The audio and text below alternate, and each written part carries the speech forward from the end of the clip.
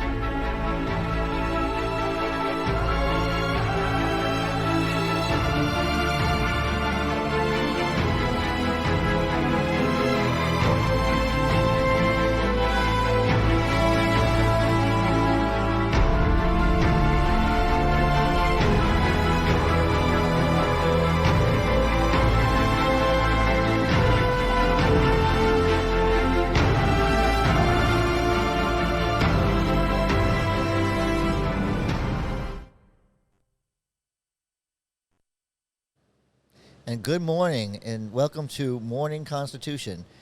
I'm your host, Joel Hawksley, and this is a production of J.N. Washington. Uh, it's been a big week for Orlando and for our nation. I want to first start by, hopefully we're all praying for President Jimmy Carter, who is in hospice right now. He could be deceased any day.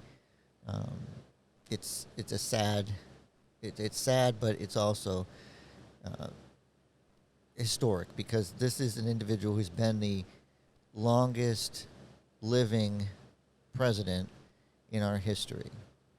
Now, I've never had a lot to say good about Jimmy Carter as president, but I've had a lot to say about him as a former president. And the reason I mention that also, this week we started off the week with President's Day. So that's really kind of where I'm going to go today. As a UCF Knight, I also want to send out my condolences to all the Knight Nation for the loss of the longest-serving president of UCF, John Hitt. It seems like just yesterday, before he retired, I would sit there in the cafeteria at school and be able to see him. He would always eat at the dining hall. So it's one of those things. So just want to keep my train of thought. And also for Orlando, tragedy this week, and Spectrum 13, our heart and soul go out to you and the loss of Dylan Lyon, and we are praying for the recovery of your other employee. That's should never happen when you're covering a story. You shouldn't have that to worry about. I mean, yes, you're covering a story about shooting, but you shouldn't get shot. So with that said, I just wanted to get the house cleaning done, and I'm sure I'm forgetting something because there's been such a lot this week.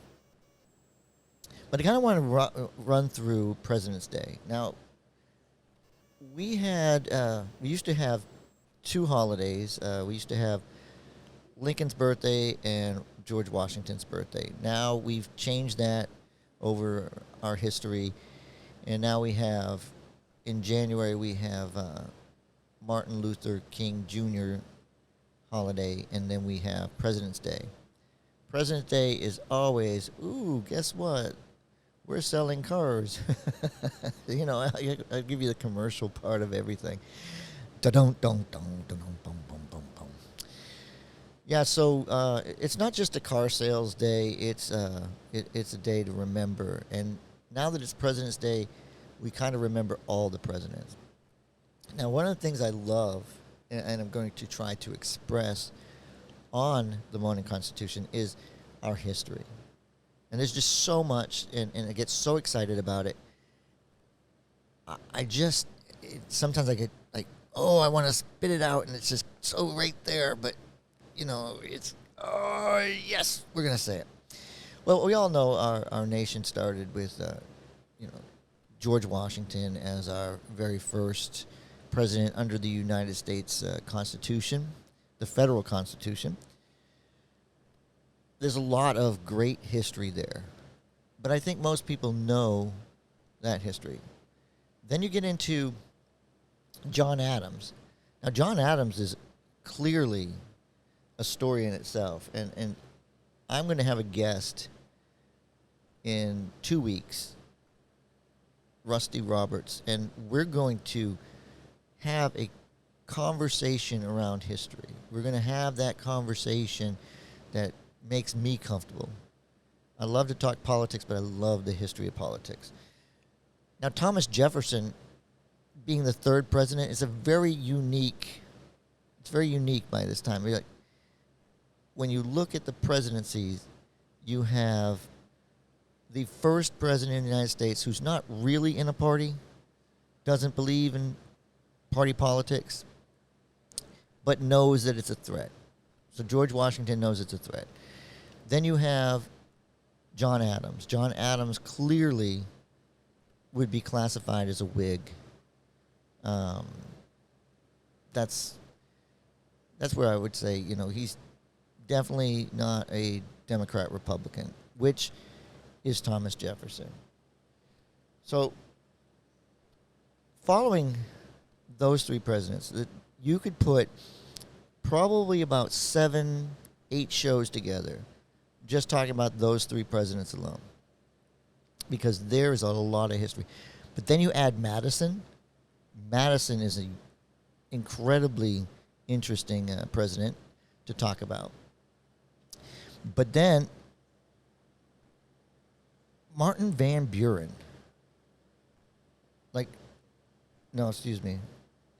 I want to talk about James Monroe.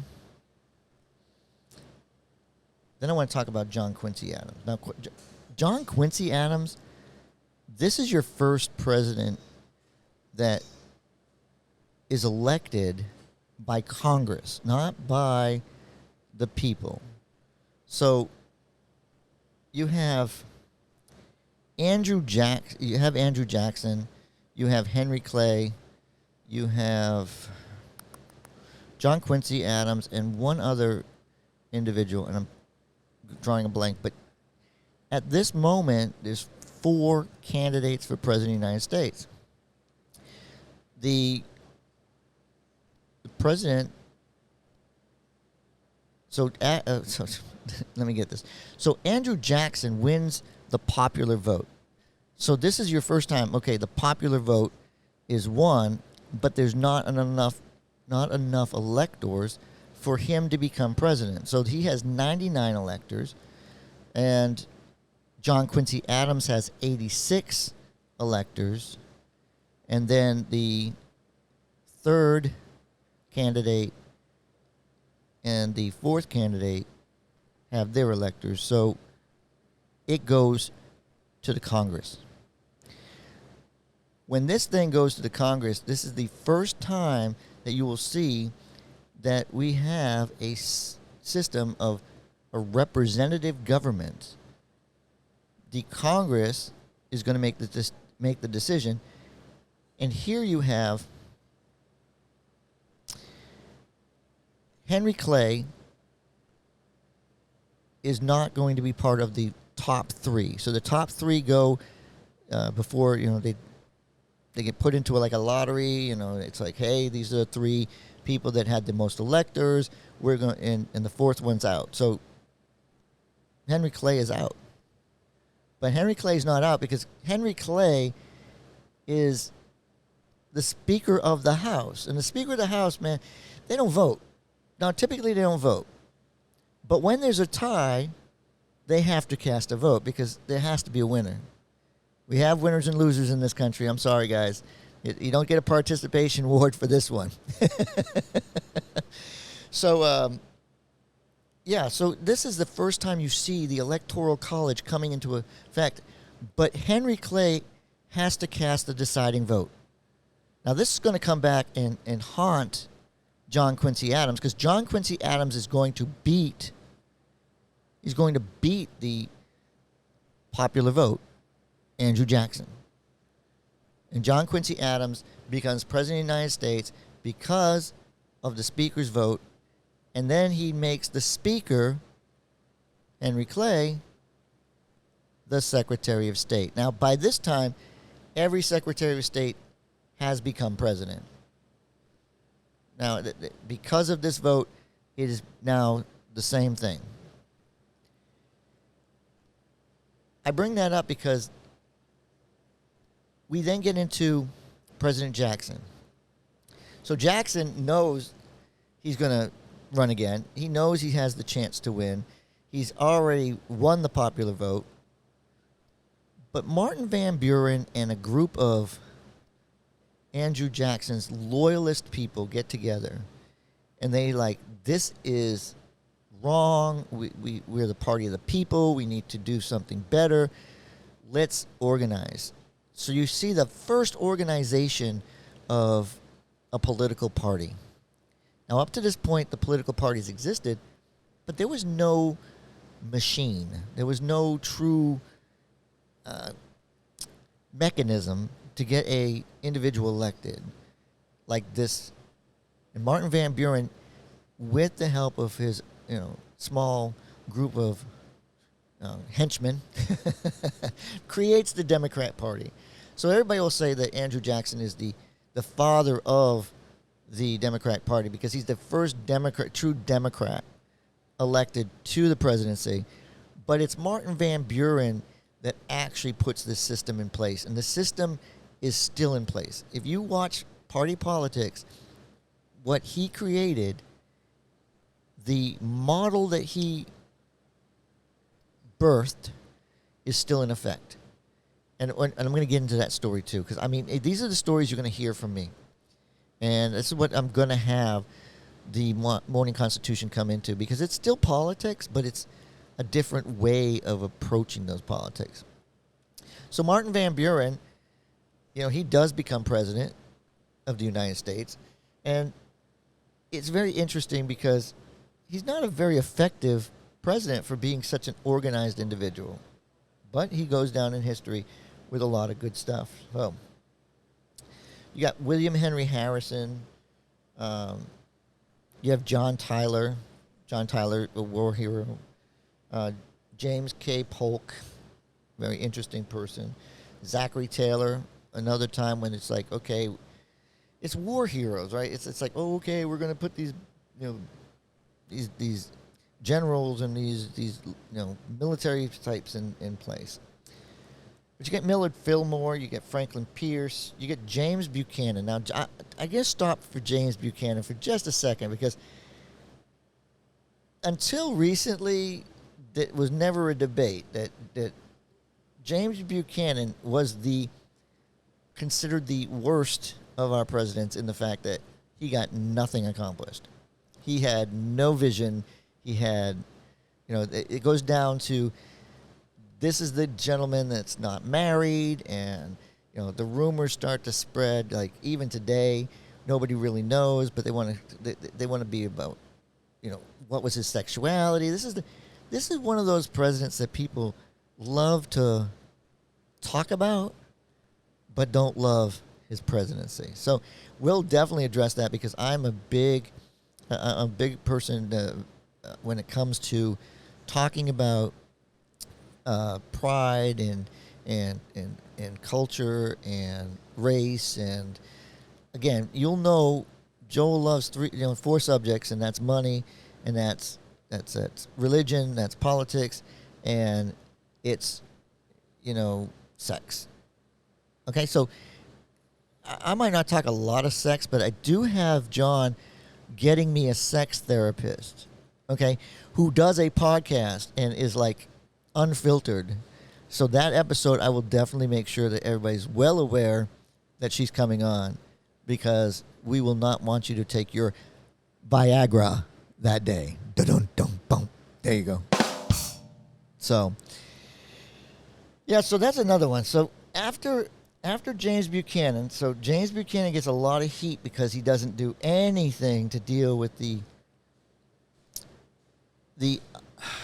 tension that's built in our country. And by this time, you have the Whigs, you have the Democrats now, and abolitionists are, let's back up for a second, because I want you to realize Congress had a gag rule. So John Quincy Adams, several times, John Quincy Adams almost got censured and beat up in the House of Representatives because he was an abolitionist, and he was absolutely not going to, stay silent when it came to talking about the unmentionable. We talk about unmentionables. Like, why is slavery an unmentionable? I mean, Congress is telling us we can't speak about something. John Quincy Adams wouldn't have that. Now, we then see a shift because the Republican Party forms, and the Republican Party is formed on the basis of abolitionists. We got to abolish slavery. We cannot continue to have this barbaric system in the United States. This is what they're saying. This is what they're trying to get across. So it's just like I tell people, party means a lot when you look at the fact that it defines who you are, defines certain things that, if you're a Republican, I know these are your values. These are the things I can watch out for. And I know, like, you don't have to tell me about abortion. You don't have to tell me about these things unless you differ from the party. I'm automatically going to make that assumption. You're part of the team, and you believe these core things.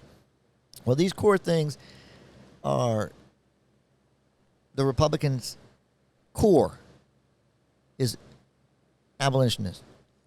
But even the abolitionists don't know exactly what they're looking for. Like, what do we do if we do win?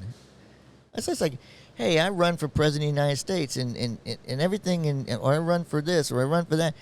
Everything is about running for office, and all our energy is in there for that reason. And then we go, oh my God, I've been elected. Now I have to do the job, and I don't know what to expect.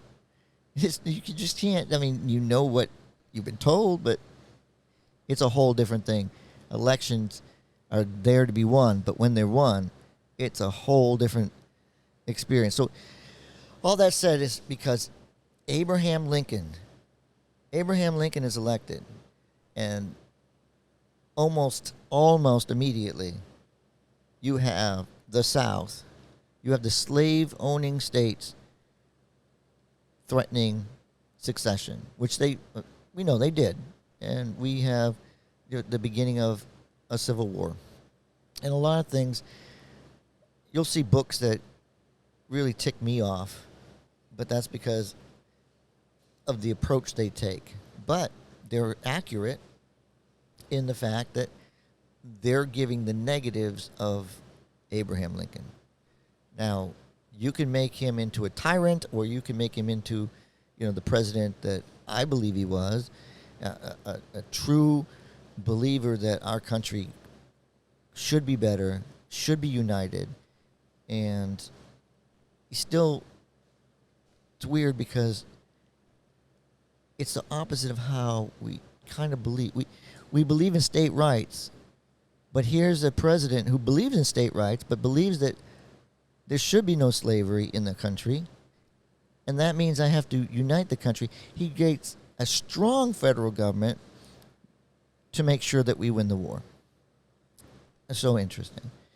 And then he gets assassinated, and the assassination is something you can talk about for a lifetime, because it brings us to Reconstruction without the architect alive. So people don't realize that Andrew Johnson will become president.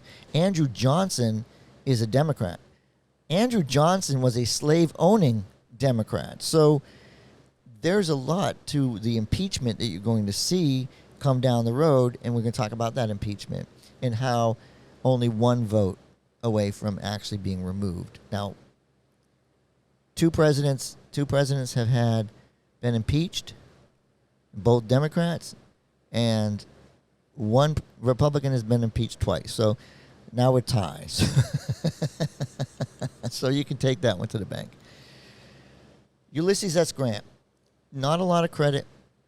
Lot of bad rumor about him. He was not actually a drunk. Did smoke a lot. He did die, because he smoked a lot of cigars. But it's not everything you everything you hear about him. His cabinet was out of control. There's a lot of details, but this is an individual who did a very good job, good enough to make sure that he was elected twice. And it's not a lot of these presidents are getting a second term. Now, we'll talk about Rutherford B. Hayes. We'll talk about James Garfield, Chester Arthur, Benjamin Harrison, Grover Cleveland. We get to talk about Grover Cleveland twice. That's a funny. That alone is funny. And then William McKinley.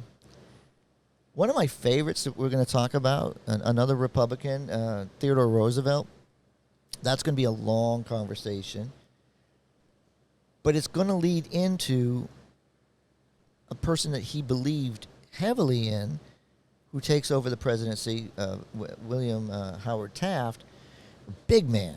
And there's a lot about Taft that I'm going to have a lot of fun with, because this is a man who was the first U.S. Governor of the Philippines. His only dream in his life was to be a Supreme Court justice. He just wanted to be a lawyer, judge. He never wanted this presidency stuff, right? This is pushed on him by Theodore Roosevelt and his wife. Like, his wife, she's the social one. She wants this more than anything. So we're going to have fun with that one. Then we get into, on my show, you might get offended. You might get offended when we get into this president, because Woodrow Wilson, I'm not going to hold back. Woodrow Wilson, the only reason he becomes president is because of a guy that a president I had a lot of respect for when he was president, but not a lot of respect when he got out of office, and that's Theodore Roosevelt. Theodore Roosevelt joins a second party to attack Taft, and this is where we end up with Woodrow Wilson. And Woodrow Wilson is deplorable. And the things that happened to our Constitution during this time truly are transformative. Like, we totally tried to transform from a republic to a democracy. It's going to be fascinating to talk about, and I think you'll learn a lot there. But you have to tolerate me when we get there, because I'm not a fan. I'm not a fan of Woodrow Wilson. I will be very critical. I may try to make sure I have balance on that show, because this racist scum is we're going to have fun with this one. Like, he segregates everything. We'll talk about it. But I have a lot of presidents to get through, because the only thing I'm going to talk about is these presidents. I'm actually double checking so I don't make a mistake on which ones, and I'm only stopping at certain ones because they're fascinating. So, Warren Harding, and then you have Calvin Coolidge, and then you have Herbert Hoover. Herbert Hoover, we're going to have a lot of fun with Herbert Hoover, because Herbert Hoover, for the next 4 terms, the Democrats use him as a punchline. He's the epitome of the destruction of our nation, the depression and all this stuff. And when you actually dig into him, you're going to find a fascinating individual, because a lot of people didn't think FDR went far enough. They felt that he should have been done more. And you think, well, the man served three full terms and then died in his 4th term. How did he not accomplish everything? He's the everything that we know he did, right? No. Most of what he did was put in place by Harding, and he just kind of tweaked it until he got bold. And those bold moves, we don't see bold moves until we see another Johnson. So we'll get to that also. But Herbert Hoover, a lot of respect for this guy, because we're going to go through a war, and he's going to save Europe. And that's going to come under Harry S. Truman. So Harry S. Truman gets the kudos for actually saving Europe after the war, but you're going to find out who he sends to Europe to get this thing fixed. You can't make this shit up, guys. The stuff you don't know is the stuff that you're going to find on this show, and you're going to love. And you're going to be like, wow, all this time I just thought he was the worst, bad president, and he did this and he did that. Listen, every president works on somebody else's administration. They're just trying to fix the mistakes that came before them. So FDR, I will not be disrespectful to FDR. There's a lot of good in him. There's a lot to say about him, and this is the closest we get to a king, a dictator, and it shows how the Constitution, the weakening of the Constitution by Woodrow Wilson and the Democrats really goes to a different level. So, fascinating. We're going to have a great time with that one. Now, Harry S. Truman, gonna love Truman. Truman is going to be the key to exposing what our government can do when you're not paying attention. So he's going to use the bomb that you didn't know even existed, and he's going to make decisions that are going to catapult our country into absolute. I can't say enough about him. We'll talk about his presidency and how we end up getting a pension for the presidents and all this stuff because of him, and it's going to be fascinating.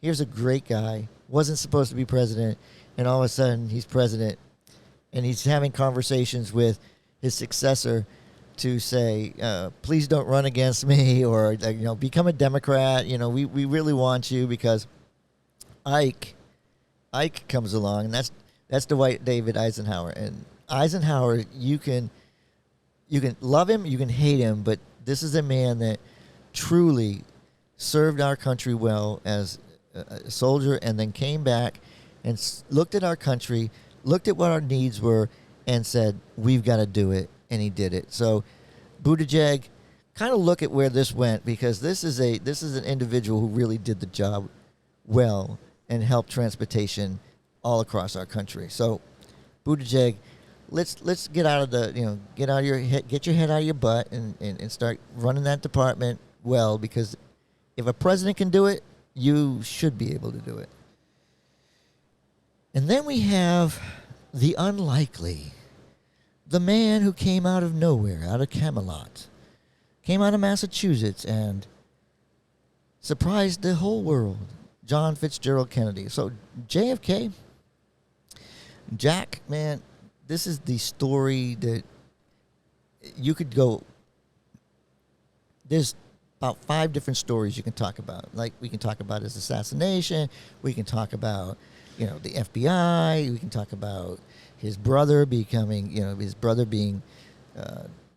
made into the Attorney General. These are a lot of stuff we get to talk about. But then we get to the most controversial, for Republicans, most controversial president comes next, and that's Lyndon B. Johnson.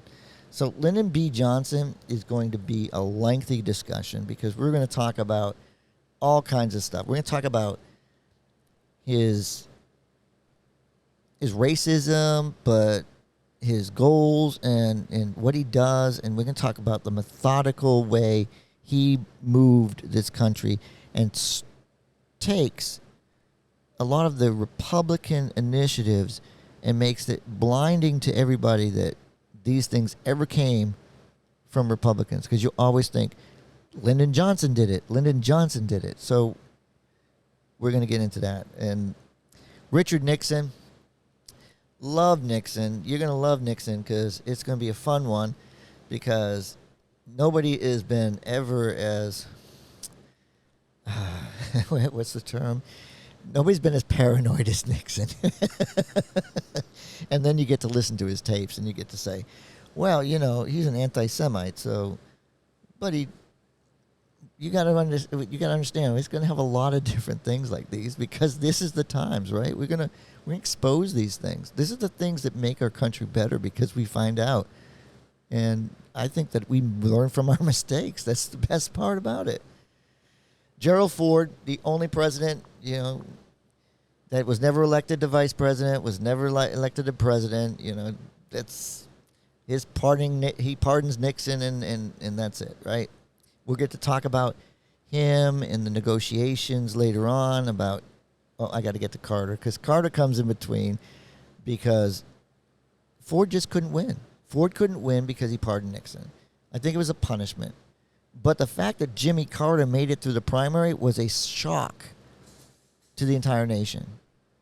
He was not the front runner. He was not the one who was supposed to win. And this is a Southern Democrat. This is like, okay, he's a peanut farmer. Where does he come from? Nice guy, religious. You're going to find out so much. Yeah, I'm going to leave it there. And he's the only president that, you know, you can honestly say that women must not have liked him because he was, two women tried to assassinate him. No, that's Ford. I'm sorry. I was talking about Carter for a second. See, I lost my train of thought.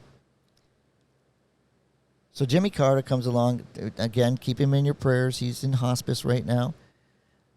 Then comes my phrase. Okay, guys, when we get to this president, you are going to see I'm going to be kind of not so.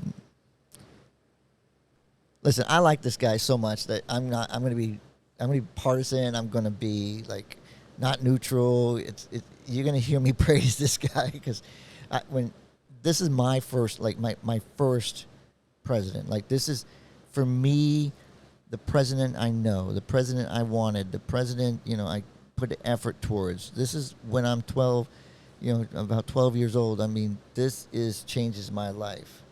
So, of course, when we get to Ronald Reagan, it's going to be a love show. And I'm going to make sure that I put some balance in there because there are perspectives. Now, there's a guest on David Washington's show that Mr. Ferrant, hoping I say it right, but he's going to help me go through this period of time because he's going to put me on the defense. So he's going to put things out there that are going to make me have to realize that, yes, I love the guy, but he was a human being.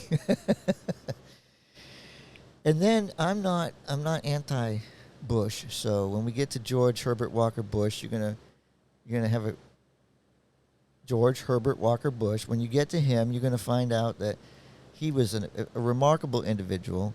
His key phrase was when he was running against Ronald Reagan was voodoo economics. That would come back to haunt him, and no new taxes. The two things that will come to haunt our president. And we'll get into, when we get to this discussion, because he gets selected for vice president, we're going to talk about how when Reagan was nominated for the presidency, they wanted Ford to be his vice president or co-presidency. Now, do you want to talk about stupid? You want to talk about you can't make this shit up? That's going to be a story. We might have to move that one to the 11 o'clock broadcast. Then you get Bill Clinton. You're going to have fun with Bill Clinton because Bill Clinton, when you look at Bill Clinton, he's adored by the Democrats, but yet the Democrats didn't like anything he did. Like he reformed welfare, for goodness gracious. He was probably one of the most conservative presidents in recent history. So after you get Reagan, it's like you consider Reagan a liberal in today's society because of the spending on the military. But Carter comes along and has a surplus and all kinds of stuff. We're gonna have fun. But he also had to work with a Congress that was truly under a contract with America. Thanks, Newt.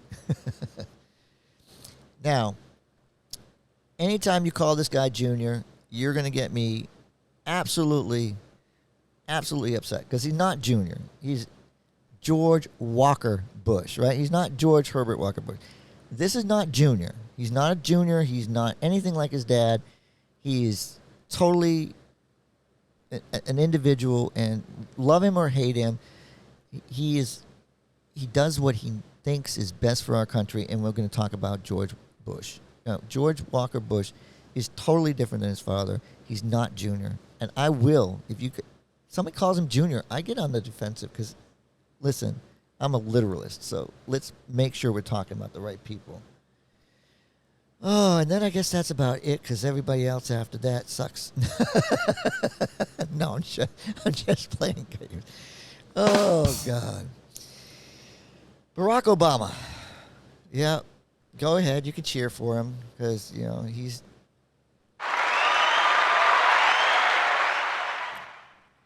he's a winner of the Nobel Peace Prize just because he runs for president of the United States and he says, hope and change, hope and change, hope and change, right?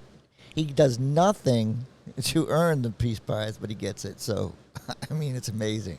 Just, if you want to do the right kind of conversation, you can win the Peace Prize too. Then, he does 2 terms. 2 terms. Should have been beaten by Mitt Romney. I tell you, the economy was so bad, and it's just, for me, it's devastating because it should have been a 1-term president. But he does 2 terms, and he's followed by the most interesting character in our entire presidency. It'll be a tightrope for me to talk about, but it's going to be Donald Trump. So Donald Trump, he's running for president again, so I want to be careful when we start talking about that. Hopefully these conversations last long enough that we can have that settled. And now you have my favorite conversation piece, Joe Biden. He's still president, so we got plenty of ammunition on that. Wake up, Joe. Hey, he's going to be so much fun to talk about. So that's our presidents. So we're going to have a lot of fun with those. And that's just one of the things we're going to talk about. We're going to talk about what you want to talk about, but we're going to talk about slavery. We're going to talk about these life-altering conversations of history. So I want you to keep a smile on your face. I want you to keep everybody in your prayers. And I want you to remember that history only happens once. And you should know what happened. Thank you.